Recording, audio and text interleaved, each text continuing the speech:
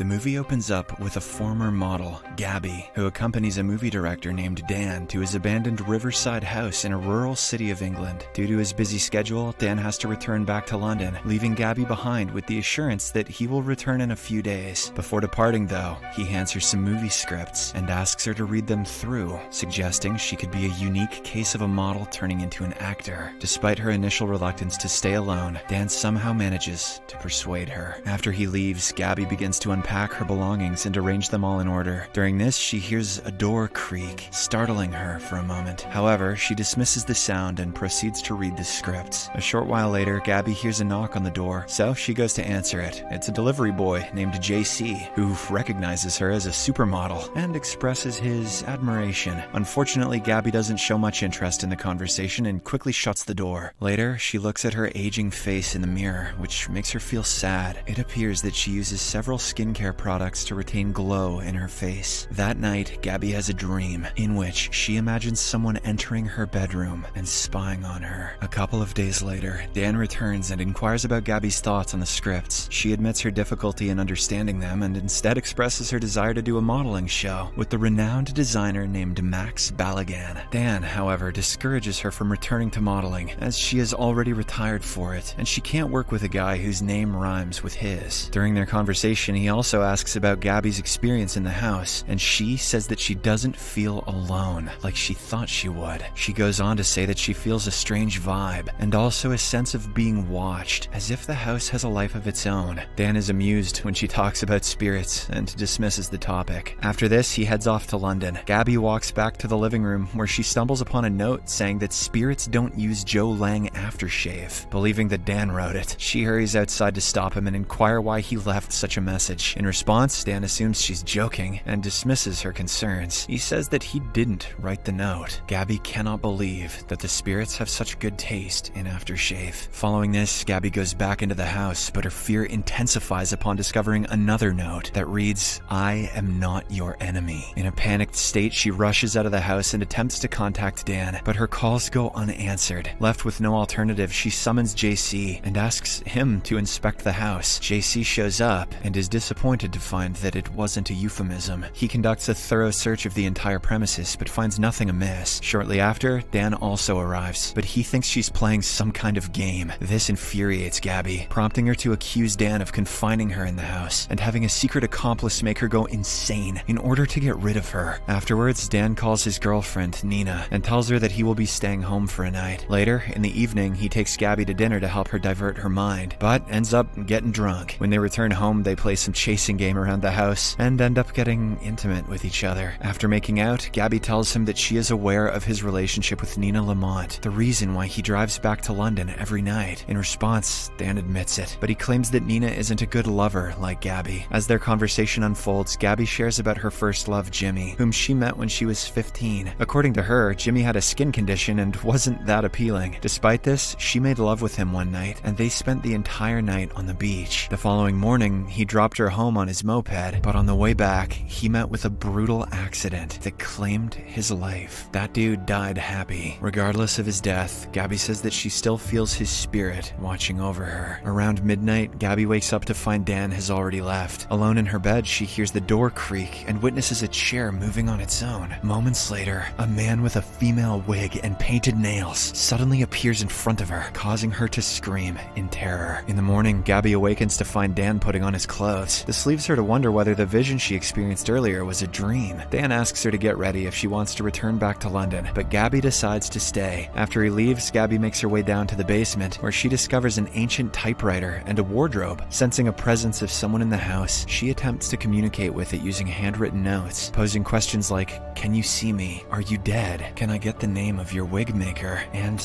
do I know you?" In the next scene, we see Gaby putting on her makeup and wearing a beautiful dress. While looking at herself in the mirror, she also talks to an unseen individual, addressing it as Jimmy and speaking without fear. In the midst of the chit-chat, Gaby expresses that she has fulfilled her aspirations since Jimmy's passing. Now that her glory days have passed and none of the scripts seem suitable, she believes it's time to explore something new, perhaps burning things. Later that night, Gaby watches an interview with Max Balagan on TV and learns about his upcoming upcoming private event where he plans to select a few lucky people for his show. Excited, she shares this news with the invisible presence of Jimmy, expressing her intention to attend the event. At midnight, Gaby is in her sleep when she is woken up by the drunk JC and his companion Mickey. JC suggests that they leave, claiming that this isn't the right thing to do, but his friend insists that Gaby is the key to helping him fulfill his dream of becoming a fashion designer. A few moments later, Gaby opens the door and invites the two friends inside. She seductively sits on the couch and asks JC to turn on some music. Mickey interprets this as a hint for intimacy and begins to kiss her and touch her body. However, she quickly pushes him away, saying, "Not so fast. Jimmy's gonna go get the condoms." Mickey then tells her about JC's dream and asks Gaby to assist him in connecting with the right people. However, Gaby cautions JC to reconsider his career path, explaining that this profession can take people to the top, but it can also abandon them in the middle of nowhere. Following this conversation, Mickey asks JC to leave so that he can have some private time with Gaby. Innocently, JC departs, and Mickey proceeds to force himself towards her. Gaby attempts to resist, but Mickey resorts to violence, slapping her forcefully and commanding her compliance. Feeling helpless, she breaks down in tears and calls out Jimmy's name. As soon as she says so, an invisible entity intervenes, pulling Mickey away from Gaby and throwing him to the floor. Confused, Mickey throws some random punches at the air, but the invisible force subdues him and pins him to a table as a form of retribution. After a brutal assault, Mickey is eventually allowed to escape. Yeah, tell Goofy and Donald what you saw. The next morning, Gaby returns to the house after a walk by the river. She starts getting ready for Max Balagan's event and asks the invisible Jimmy to accompany her as well. Amidst this, she lights a cigarette, and soon after, the unseen presence blows the smoke back into her face. After witnessing this, Gaby attempts to reach out and touch the invisible Jimmy, but she fails. She then questions Jimmy about why he doesn't want her to touch him, but receives no response. Changing the subject, Gaby decides to serve Jimmy a freshly brewed coffee. She leaves the coffee to brew and turns to retrieve 2 cups. As she turns back, the invisible entity unexpectedly splashes hot coffee onto her, causing a severe burn on half of her face. As a result, Gaby collapses to the floor in agony, clutching her face and crying out in pain. In the next scene, we see Gaby, who has bandaged her face, is peacefully asleep in her bedroom. A few moments later, her phone begins to ring, stirring her awake. The caller is Dan, but Gaby chooses to ignore it. Alongside the phone's ring, she also hears the distinct sound of typing coming from the basement. Intrigued, she follows the sound, but as soon as she reaches the basement, the typing noise abruptly stops. This time, she proceeds towards an old wardrobe and opens it. Inside, she finds a collection of dusty coats and the same blonde wig that the mysterious man wore in her earlier dream. In addition, she comes across a yellow box filled with numerous pictures of the man from her dream. These discoveries send shivers down her spine, causing her to drop everything to the floor. Just then, she notices a man in the mirror and screams. Gaby anxiously attempts to escape, but the invisible figure seizes her and pins her onto a table. He then proceeds to force himself against her will. Later, Dan becomes concerned when Gaby doesn't answer any of his calls, so he decides to check on her. Upon arriving, he is shocked to see her brutally battered state and inquires about how it happened. Gaby, in a crying voice, points towards the pictures and informs him that the man had been in the house the entire time. Dan heads to the basement to investigate, but finds no trace of the man. Returning to Gaby, he reveals that the man in the pictures is Michael Gygas, a once famous actor from 15 years ago who often portrayed feminine roles. Dan explains that Michael's career took a nosedive at one point, which forced him to sell all of his properties in order to settle his debts. Since then, the man disappeared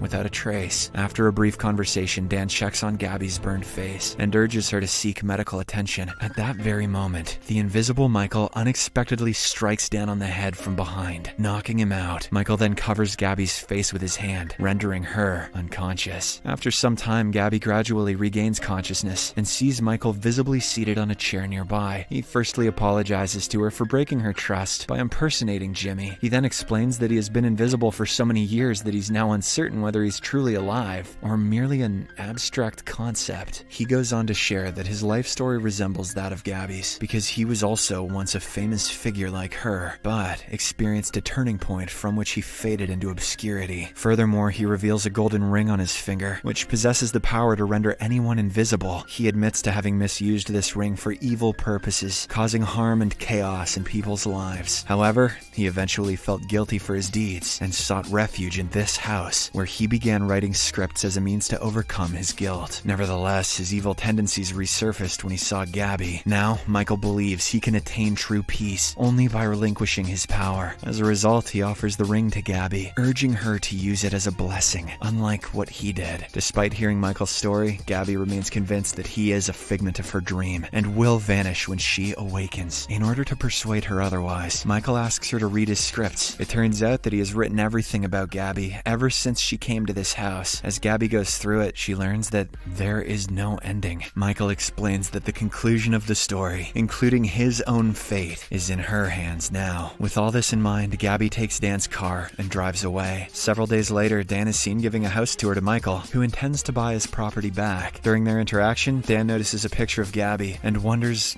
where she has gone. Meanwhile, Gaby is with her lover Jimmy on the beach, possibly due to a form of time travel. This time, she asks Jimmy to stay at her place to avert the tragic accident. The movie ends as the couple rides away, with Gaby wearing the super powerful golden ring. Subscribe for more videos like this, turn on notifications, and leave a like to help the channel out. Thank you for watching.